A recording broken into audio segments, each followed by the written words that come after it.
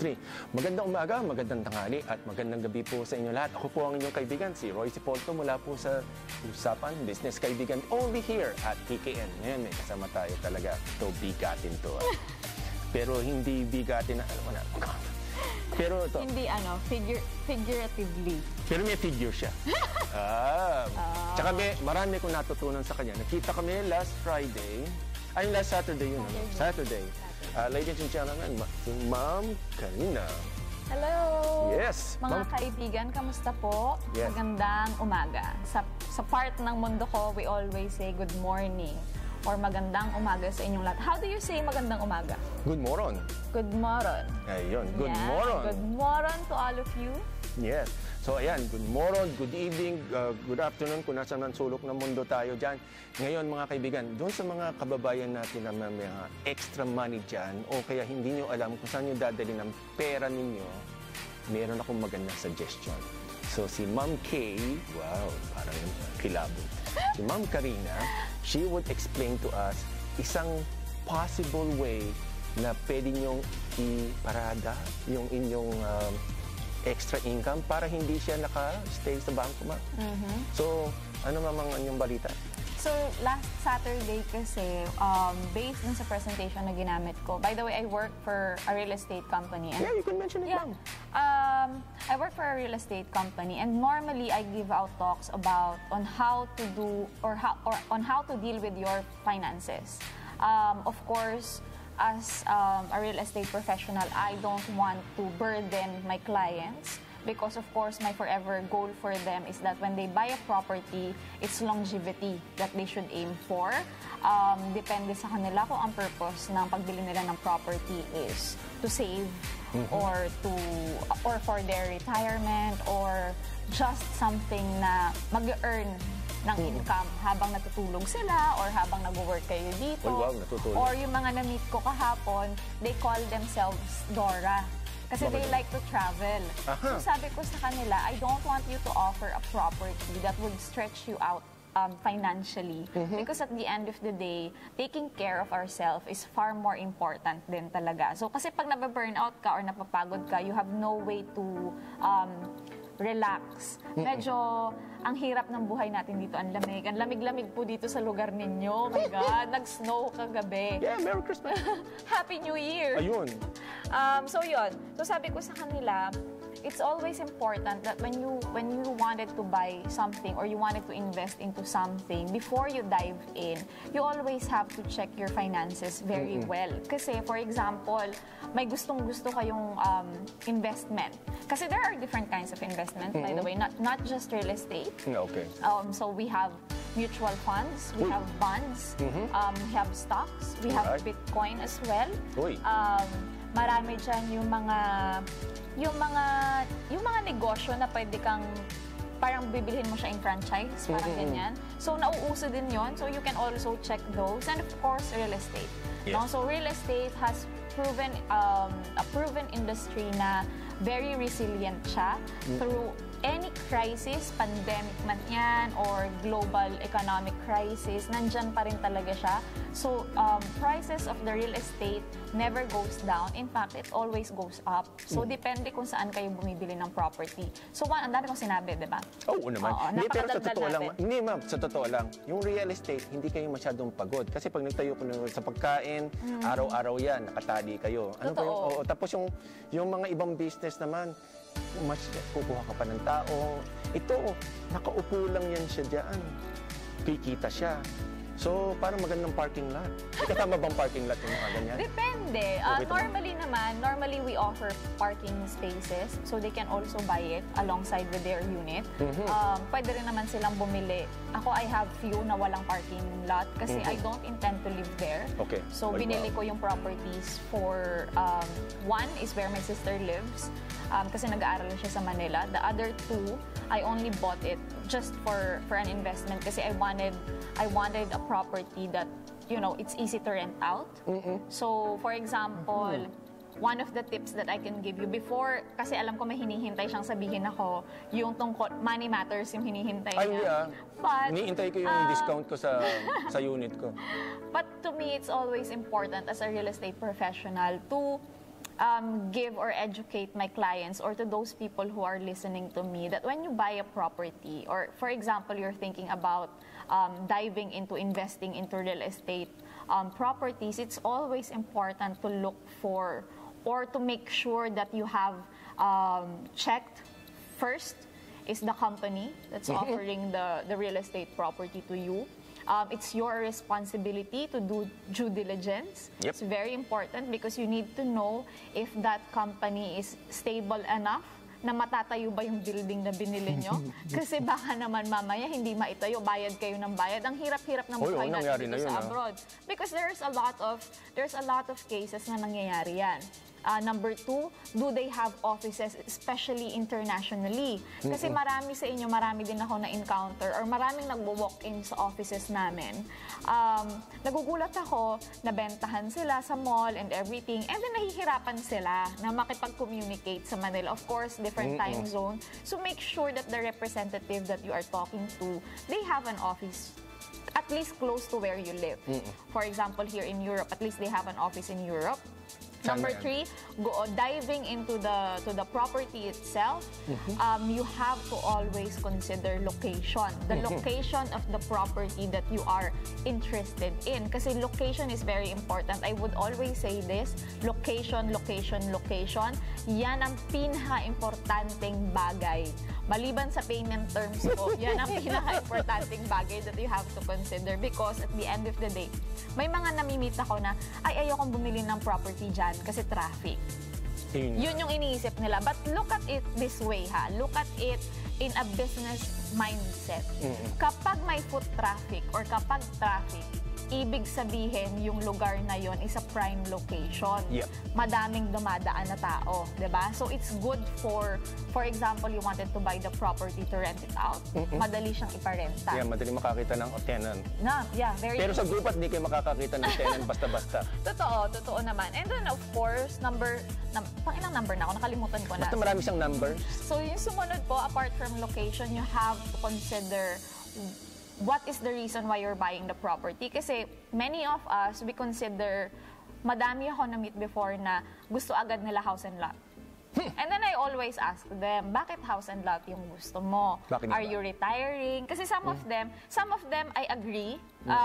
So kinukonsider ko naman yung opinion nila. It's not that pakialamera po ako, pero minsan talaga medyo sinusway ko sila sa ibang direction because I met a lot of clients na they would insist on buying house and lot because it's for their retirement. And they're young. They're like 30s, 40s. So sabi ko, how long would it take for you to retire? Maybe another 20 years?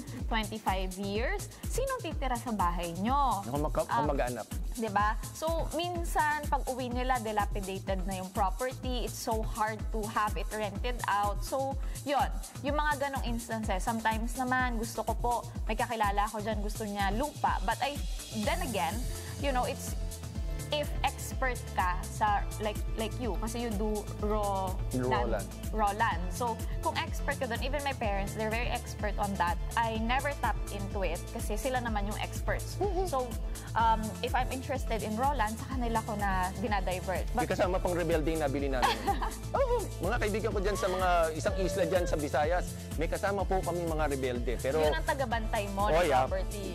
Ganun tayo. Yun ang kanyang tagabantay ng property. Okay, the other one is sustainability. You always have to put your money in an area or in a property that is sustainable or self-sustained. Kumbaga, in a place, again, it connects to location.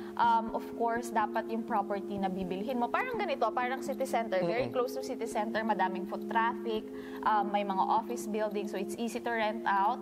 It's easy to flip or it's easy to do reselling. So again, ito yung 3 options nyo when you're buying a condominium in the Philippines or properties in the Philippines. Diba, naisingit ko siya. Oy, makinig kayo. Ito, pagkakataon nyo na ayan, humita pati. Interested dyan, ako, I always tell my clients, for example, bibili kayo ng property na pre-selling. So pre-selling, ang ibig pong sabihin niyan, it's either kaka-launch ng property or ginagawa pa siya under construction. So, minsan, may mga questions. Pero sure na yan na Yes. May kasi meron siyang set date kung kailan siya matatapos. Okay. Bakit maraming taong bumibili ng properties nang nasa pre-selling stage? Ako po, most of my properties, I bought it during the pre-selling stage. I have 2 condos that I bought na RFO. Na RFO meaning ready for occupancy or pwede mo nang lipatan. So the property that I bought for my sister, actually, the same day, I paid for the reservation and down payment. And then after a week or so, nakapag-move in kami. Kasi yun, I'm renting a property for her, tapos na-realize ko, bayad ako ng bayad sa renta, hindi naman napupunta sa akin, diba? So, bili na lang ako ng property, tiisin ko na lang yung monthly amortization. Thankfully, graduate na siya.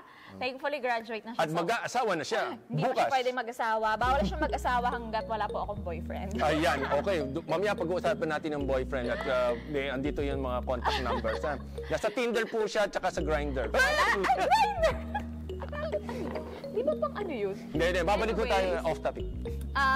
Maibalik ko lang. So there are 3 ways why a lot of people or why a lot of investors would dig into buying a pre-selling property, because first off, value for your money. Kasi mataas pa yung yield nyo for market appreciation. What is market appreciation? Yun yung pag-increase ng value ng property. So normally, during its pre-selling stage, for example, roughly it would take around 4 to 5 years for the developer na matapos yung isang building na yon or yung property na binibili ninyo.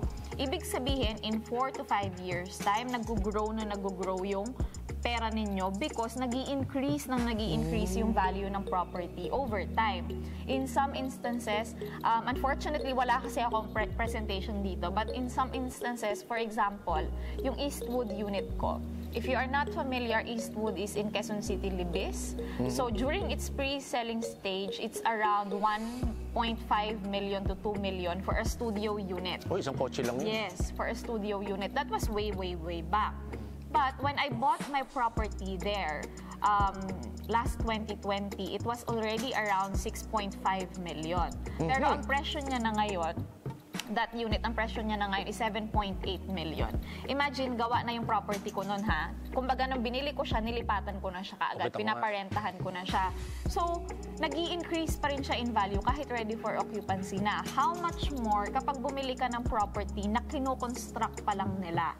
Of course, when they construct, again, I would go back or I would circle back to location. So, when you buy a property na nasa center or prime yung location like where we are now, hindi ko po alam kung nasaan kami actually. Nasa city center ng Stockholm. Nasa city center, somewhere in the city center of Stockholm.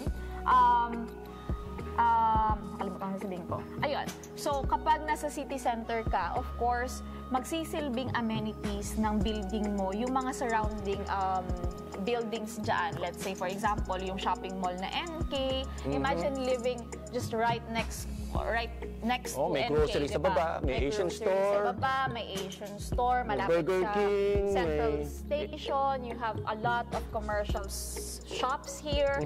You have a pharmacy. Malapit you have sa dagat rin dito. Really? O, tsaka yung Royal Castle, 5 minutes away. So, yun, nagiging factor kasi siya sa pag-increase ng value ng property. Also, when you buy during the pre-selling stage, normally, either may promo sa developer, may launching price sila, or mababa yung monthly amortization. So, going back to the thing that you wanted me to discuss, kasi he called me after the event because I think I may have said something during nung event na yon na na-pick yung interest niya. So, kasi I discussed na what if, for example, kayo dito sa Sweden, what if you would save 2,500 kroners? Actually, may kodigo ako. Sige, pakita mo. Explain mo. Ito siya, ito yung kodigo ko. So I have Ilalagay natin yan sa script. Yes, I will give you a copy. So we researched this one. So for example, you would save up 2,295 kroners. So that's 2,295 kroners a month. Annually, ang na-save mo po is 27,540 Swedish kroner yan. Apparently, dito sa Sweden, kapag may savings account ka or yung magsisave ka sa bangko, ang maximum interest nyo kasi is naglalaro siya between 4 to 4.25. Depende sa bangko. Pinakamataas nyo na is 4.25% kapag inilagay nyo po yung pera nyo sa bangko. Again, don't get me wrong. Baka sabihin nyo, bakit tinuturuan nyo kami na huwag mag-save sa bangko? It's very important that you have savings in the bank also. But do not put all your money there kasi patutulugin nyo siya.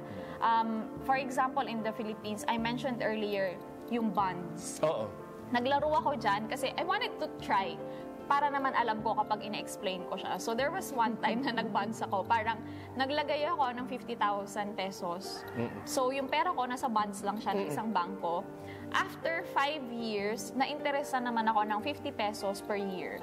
So I got 250 pesos. So ang naging pera ko na is 50,250 pesos. Di ba? Ang saya. Big time, big time. Ang saya. So nalungkot ako. Hindi ka ba nalugi? Hindi ka ba nalula sa... Na-frustrate ako kasi sabi ko, my God, pinatulog ko yung pera ko for 5 years sa bangko na to. Tapos 250 pesos lang yung in-interest niya. So same goes with the bank. So balik tayo doon.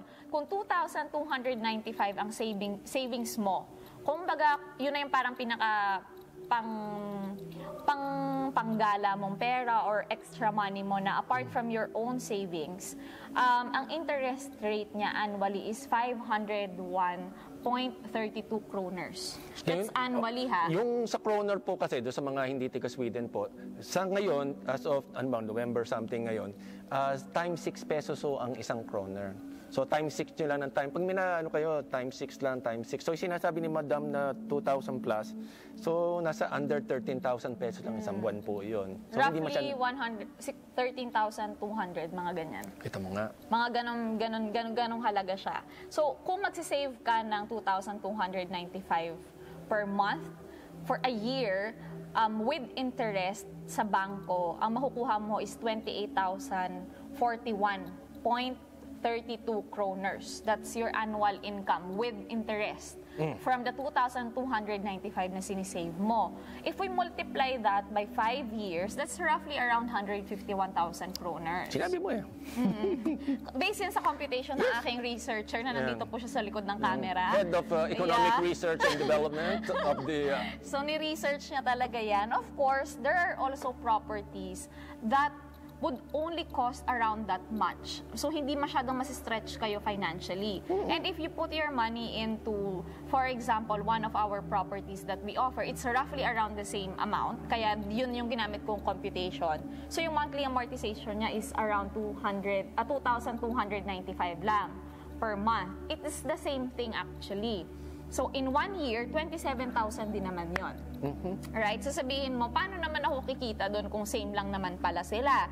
So, in 5 years' time, imagine, conservatively, nag-increase yung value ng property, say 1 million pesos in 5 years. That's very conservative, given that the properties that we make is basically in a center or a city center within the city center. Ganon kami mag-develop ng properties. So we have shopping malls inside, we have parks, churches, we even have properties na papagawa namin ng sariling train line nila to make it more accessible. Diba? So for that property alone, let's say nag-increase siya in value ng 1 million pesos. And 1 million pesos is roughly around 100, yung mathematician ko, it's around 167,000 kroners in a year.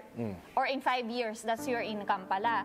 So, totally, yung sinave mo na 2,295, nilagay mo siya sa property. Diba? In 5 years' time, ang naihulog mo sa property is 137,000 kroners. Hindi ko pa nakakalimutan yung 250 pesos mo. Hanggang doon pa lang ako. Joke lang, pero hindi. Pero kita nyo, maganda yung mathematics sa totoo lang. Diba? So, if we total your 137,700 na naihulog mo for that property, that's only 2,295 kroners per month. Ang total niya po in 5 years' time is 137. If we add the market appreciation, yung pag-increase ng value ng property, na ang computation ko po is only 1 million pesos in 5 years' time. Very conservative na yon. That's roughly around 327,000 kroners in 5 years. Oh. So, ang kinita ng pera mo na hinuhulog-hulog mo is 327,000 compared kapag nilagay mo siya sa bangko.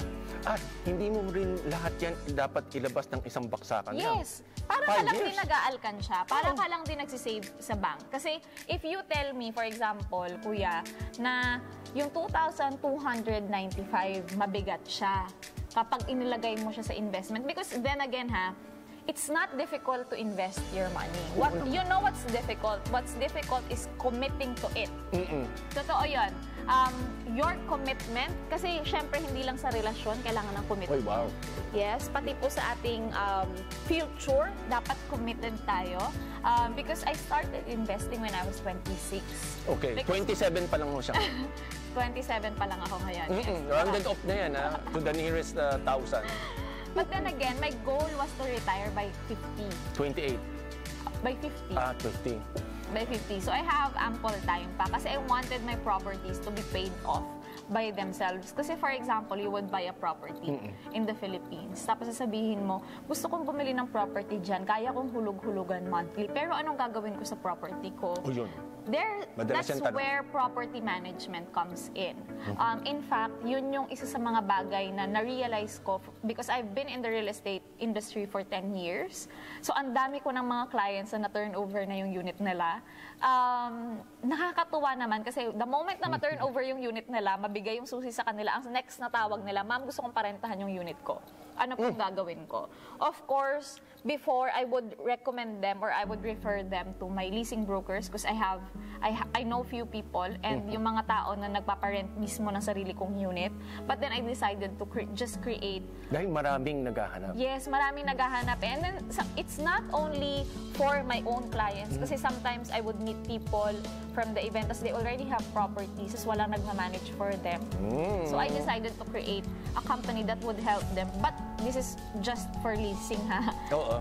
Pwede ko po kayong i-refer, kunyari, bumili kayo ng property tapos ibibenta nyo in the future. I-refer ko kayo sa mga nagbo-broker na kakilala ko. Diba? Yeah, kasi you'll never know what you wanted to do with the property. But I've met a lot of people na ang gagawin nila, bibili sila ng property sa Philippines. Kasi grabe yung your market appreciation natin. Grabe sa Philippines. Ang ginagawa nila, bibili sila ng pre-selling sa Philippines. Yeah. If-flip nila yung property, let's say after 5 years, na turnover na, bibenta nila yung property, syempre nag-increase na siya in value. Ginagamit nila yung pera pang down payment sa mga properties kung saan Tuloy-tuloy sila na yan. nakatira. Tapos it's that cycle na ngayon. Yeah, So, and then, ano na yan? Pag ganun. nagro-roll lang siya na nagro-roll. I have one client, actually, I learned so much from her kasi medyo familiar naman ako with, hindi medyo, but I'm familiar with how you do real estate in the Philippines. Paano yung laro, yung market. Pinagsama ko yung laro at saka market. Kasi may playground din po yung mga condominiums doon. Yes, may mga amenities naman lahat. But I have this one client and when I ask her, she's my age, when I ask her, what do you do with your properties? Kasi nagtaka ako, she already owns 2 buildings na pinaparent. Buildings, guys hindi Buildings. units, buildings. Yung parang ganyan. Oo.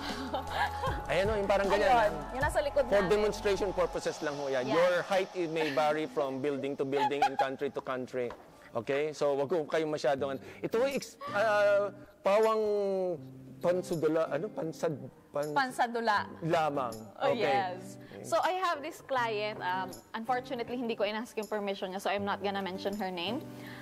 What she did was, bought a property during the pre-selling stage. This is what she did. Bumili siya ng property na pre-selling, yung kaka-launch pa lang or kino-construct pa.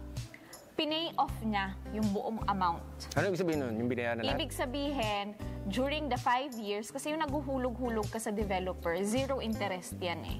Diba? So, pwede mong dagdagan. Yun naman yung kagandahan kapag pre-selling, mababa yung monthly amortization mo. Kasi naka-stretch yung down payment. Kasi hindi pa naman siya tapos eh. Why would you have to pay the 20% down payment kung kino-construct pa lang yung property mo, diba? So, pwede mong dagdagan yung hulog mo. In this case, for example, 2,295 kroners lang siya per month.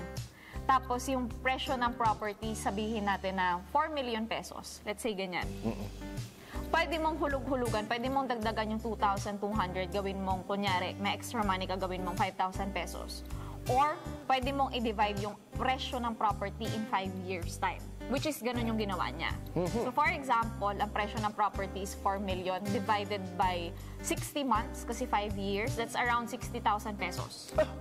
Diba? 60. That's around 60,000 pesos per month. So, Roughly, maglalaro po. Mga 10,000 crowns po yun. Oo, maglalaro Ish. ng mga ganyan. Mga ganyan. So kung kaya mo yon, ika-5th year, fully paid ka na sa unit mo. Hindi mo kailangan mag-loan sa bangko. Hindi mo kailangan mag-mortgage. So pag nag-loan ka kunwari sa bangko, may interest yung part na yun, hindi? Yes. Okay. So Yun- malaki na matitipid mo doon. Malaki yung matitipid mo. So ang ganun yung ginawa niya, pinay off niya yung property niya during the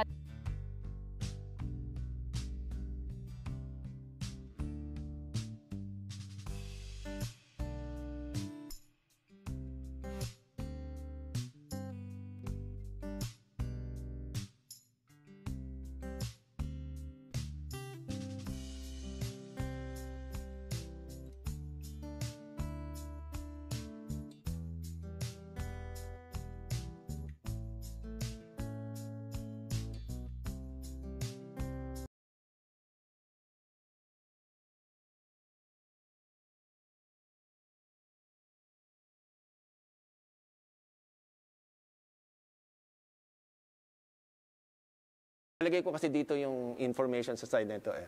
So, 1, 2, 3, konting emote-emote dyan. Ayan.